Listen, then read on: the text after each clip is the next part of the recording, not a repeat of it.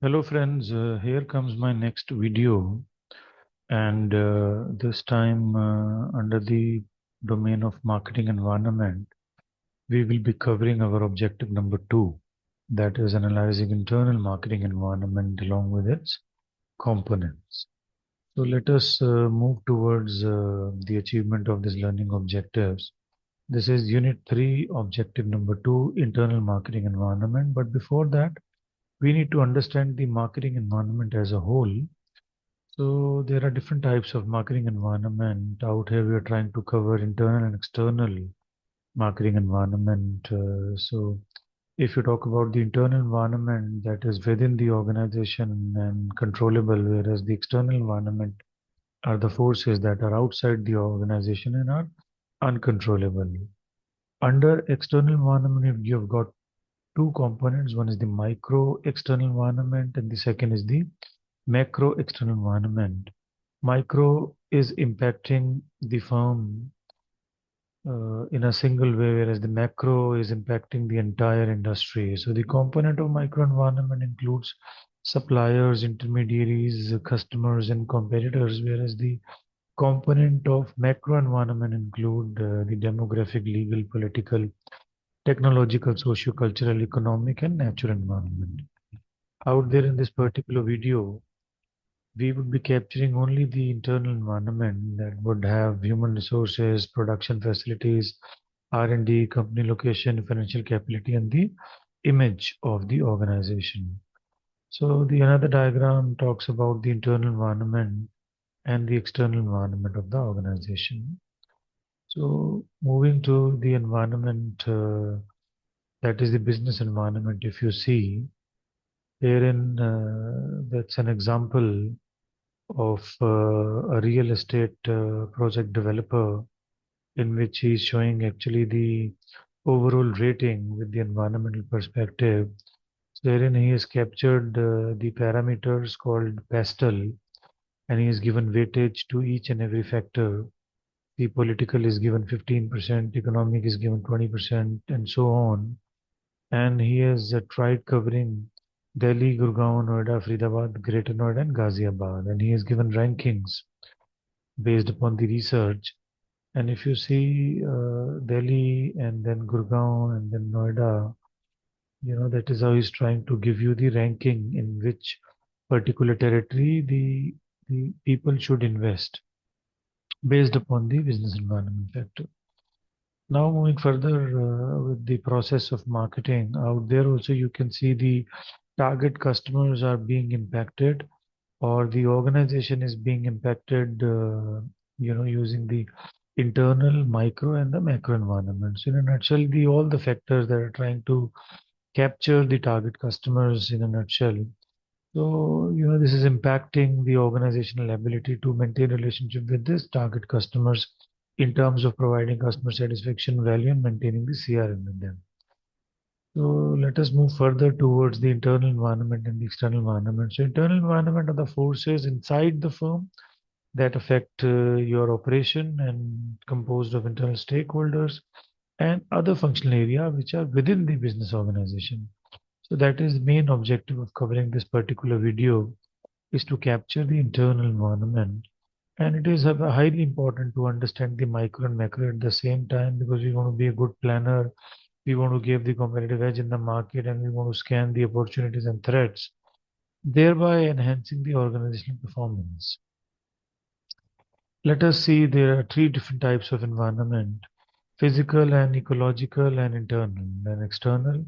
In this video, our main focus is on the physical as well as the internal environment. So moving with the physical environment, and the ecological environment. So the first point when you talk about the physical environment for an organization is the disposable of waste, which is a serious threat for industrial organization that manufactures chemical, pesticides. Their disposal is the main concern for them. And as per the law, social welfare is a responsibility. So those organizations who are responsible for the welfare of the society, so therefore government in most of the countries have made safety and environmental regulation to force the defaulting organization to take corrective measures. So therefore, marketing strategy should be based on the demands of the ecological environment. So if you talk about the physical environment and its components, that includes water, power, raw material, low-cost labor, skilled manpower availability, transportation facilities, and other required amenities. So the combination of the above factors gives you the competitive edge. So if these factors are in the close proximity of the organization, definitely then the organization, may get the competitive advantage. For example, if you talk about the Tisco, that is Tata Iron and Steel Company, how they have got the competitive edge, it is basically due to the above mentioned factors. They were becoming the reasons for Tisco to gain the competitive edge because the Tisco was in a position to have the raw material nearby its factory, high productivity and low cost labor. That is how they got the competitive edge in the market. Now moving on to the internal environment. So the factors that belongs to internal environment includes 5M, that is the men, money, machine, material, and the markets. So it is of highly importance for the internal environment to maintain the pace within these factors. As marketeers, we call the process of managing internal change as internal marketing. So environment within the organization is known as the internal environment because that needs to be analyzed before looking for international business. So you need to conduct your SWOT analysis to understand or to achieve success while planning. This environment is actually controllable in nature. And if you include multiple components in the internal environment, these are the human resource department, operation department, commercial department, R&D department, IT department, supply chain department, allocation of the responsibilities, the resources being made available, and the extent to which the major functional areas work together, the culture within the organization, the attitude of the internal stakeholders. So, the internal environment consists of these factors. First of all, the organizational flexibility and adaptability, the leadership and the management attribute, the skills of the leaders, support from stakeholders, past experiences, product image, brand image, finance available within the organization, the location of the plant, logistics and supply chain management department, human resource department, production department, material management department, and the marketing skills. So we will explore each and every component now, and based upon that, we'll close the internal environment chapter. So talking about the organizational flexibility and adaptability as the first point, which refers to the organizational ability to quickly adjust, actually, to quickly adjust against the marketing changes, technological advancements, evolving consumer needs and demands, and ensuring long-term competitiveness and responsiveness in this dynamic world. Moving further to the second point, that is the leadership and the management attributes and the skills. So if you have got the strong leadership and effective management that is going to guide the organization with respect to the vision, motivation, and strategic planning, and their skill would influence the decision making, employee morale, and the ability to navigate changes or the challenges successfully. Then the internal stakeholders like employees, shareholders, they also play a highly crucial role in supporting the organizational goals, the resources available within the organizations, the interests of the organization, and fostering a culture of collaboration and trust. Moving to the next point, which is the past experiences, that is the historical successes and failures actually shape the future strategies.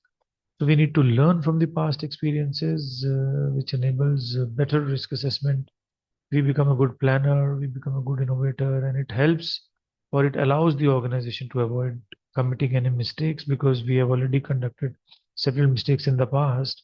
And now, we are shaped up, we are a better organizers, and then, we can replicate those effective practices that we have learned from the past experiences. And a strong image with respect to the product or brand fosters customers' trust. We get more loyal customers, we are able to differentiate in the market, We are able to influence the consumers. We are able to enhance competitive advantage, and we are able to enhance our sales, reputation, and long-term success. So it's very important that we maintain a good brand image in the market. So if we have got adequate finance, which is really vital for the operational or the growth point of view or for the crisis point of view for our organization. So internal funding, retained earnings, and assets determine the organizational ability to invest in opportunities and sustain performances. Plant location is a very important aspect because this particular location affects the transportation costs, labor availability, logistics, and we become, operationally efficient. It influences overall productivity and strategic advantage in the supply chain management. Then the logistics and the supply chain management department of our organization is responsible for efficient movement of goods and services. And this department actually ensures timely delivery, inventory optimization, and cost-effective distribution, enhancing customer satisfaction and organizational profitability. So let us take the example from the logistics perspective. The differences in locations such as Gurgaon versus Noida affect employee salaries, commute time, infrastructural, operational expenses, and recruitment strategies. If you're nearby the plant, if you're nearby the organization, these logistics expenses are going to reduce, thereby influencing organization cost structures and workforce dynamics. Moving further towards next point, that is HR and core competencies. So human resource ensures right recruitment, training, development, and retention of skilled personnel. And core competencies such as strengths in technology, innovation, or service creates a competitive edge and drives strategic success and differentiation. Then comes the production and material management capacity that refers to the ability of the organization to produce goods and services very efficiently and manage material effectively. High capacity improves lead time, cost efficiency and inventory control and support smooth organizational performance. Marketing skills becoming the last but not the least because marketing capabilities influence the product performance, the promotion, the penetration, customer engagement, brand positioning. And skilled marketing teams craft effective strategies that drives demand, capture market share, and sustain customer relationship. So with this, I'd like to end this particular topic covering analyzing the internal marketing environment and its component. So we have covered in detail this particular learning objective number 2 and unit number three. With this, I'd like to end this particular video and thank you all for listening to my content. Thank you very, very much.